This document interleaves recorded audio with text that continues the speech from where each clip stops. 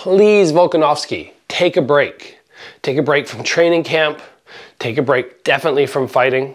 In case everybody on the channel missed it, on UFC 298, Volkanovski suffered a KO loss via a big overhand. That means his last 2 fights have been KO losses early in the fight, sort of one shot, done.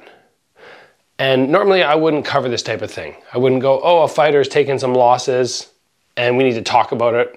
I might just think, maybe that fighter should slow down. But there's a lot that we can learn on the channel from this. And when there's something to learn, we might as well share. So first of all, when somebody gets hit hard to the head, they take a moment where they get rattled. Usually the athletic commissions will put a suspension on them. But I believe what happened was Volkanovski was probably over in Abu Dhabi, I think, when he suffered his loss to Islam. And that was back, I want to say, in November. So if it was November, and now it's only February, even if I'm getting that wrong and it was more like October, that's still not the normal 6-month suspension that a fighter would receive in North America. And while I'm not always a fan of it in certain scenarios, example, when I fought against Robin van Roosmalen, I received a 6-month suspension. They called it a KO loss because I voluntarily in the 4th round went, yes, I had been knocked down, jumped up, recovered, was fine. But at the end of the 4th round, I went, this fight is not for me anymore. I can't win it and I might get hurt. So I pulled out and I got my 6-month suspension. Didn't quite agree with that, didn't quite like it because yes, I was wanting to get back in there. But again, I have to recognize it is for fighter safety that they're doing that. Volkanovski was given this unique situation where he did not have that penalty imposed on him and probably got right back into training camp. Now, after his fight against Islam, the one that he lost, which was very close, he was saying that he was getting a little squirrely in not being able to be in fight camp, and mentally something was off. So he jumped into that rematch with Islam with only something like 10 days notice, saying, I just need this for my mental health. And that's dangerous, I think, because at some point in your fight career, you're gonna have to pull the plug and you need other things which are gonna help you be happy in life. And I'm sure he has many of these things, but when we compare him to somebody like George St. Pierre or myself, we go into fight camp, George and I, so that we can train really hard, so that we can challenge ourselves, but we do not like the fight. I don't mind saying that. I don't love fighting. I like the training. When you're somebody like Volkanovski, who loves the training, but needs the fight challenge, I think it's gonna be very hard for him to pull that plug.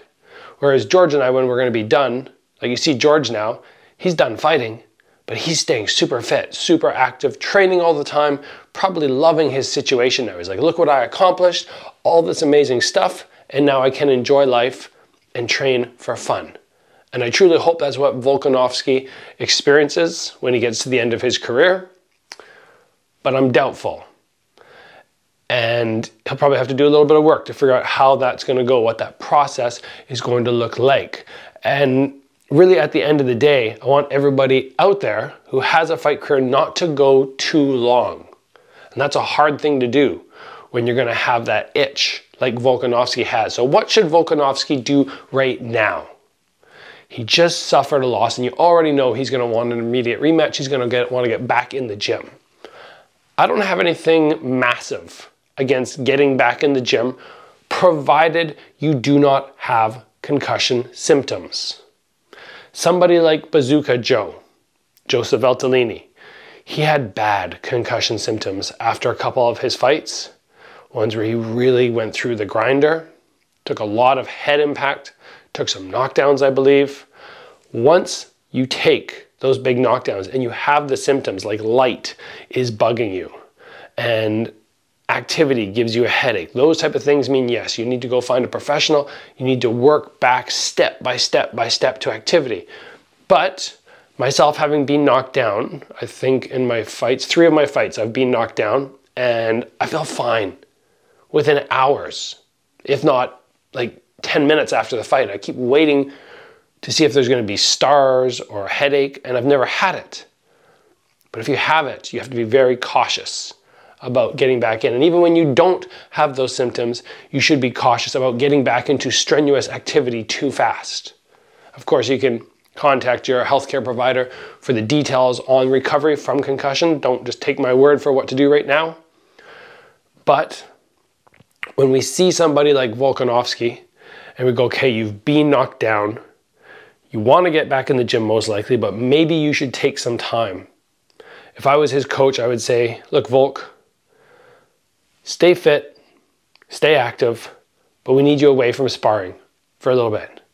And you should probably take a month, something, just no impact, full recovery, because who knows how much the head kick from Islam played into the knockdown that Topuria landed. Topuria probably just hits like a truck, and it would have gone like that either way, but you don't know. And if he was in training camp getting tagged, and then he had that knockdown against Islam, all of that could play factors into getting hit and getting knocked out cold, as opposed to getting hit, recovering mid-fall, and then being ready to defend yourself. It's hard to say. It's all speculation. But overall, I really hope Volkanovski takes a break from training. I hope he does a moment to reassess his career, because a great champion, no doubt, and somebody who could easily rebound, come back, win the title, not rush things too much. I say he lets Topuria defend his title against somebody else, and then he comes back and is the next person to fight him. Because otherwise Topuria might go, I want to defend it in 3 months, 4 months. And all of a sudden Volkanovski's back in there, not fully recovered, because he'll have to get back into training camp so soon. Dangerous. The only reason I'm doing this episode, like I said, number one, I don't think Volkanovski's going to see this, but if he did, that would be my plea to him. Please just take a moment, because I want to see you do the best you possibly can with what's left in your career, which could easily be another 2-3 years. And then in my mind, that puts him at my age. And as long as he's staying fit and healthy, he's not that old. Like 38 years old is not that old. You can be really strong, tiny bit slower perhaps, but you can still do it. And for everybody out there who's watching, if you experience a KO loss or you get rattled in the gym, make sure you take time. Don't jump back in there. Don't be a hero. Stay safe is the main thing. Thank you for joining, guys. As always, train hard. Make sure you're doing the right thing after head impact, just so that you're being smart. And I will see you back here soon for another video.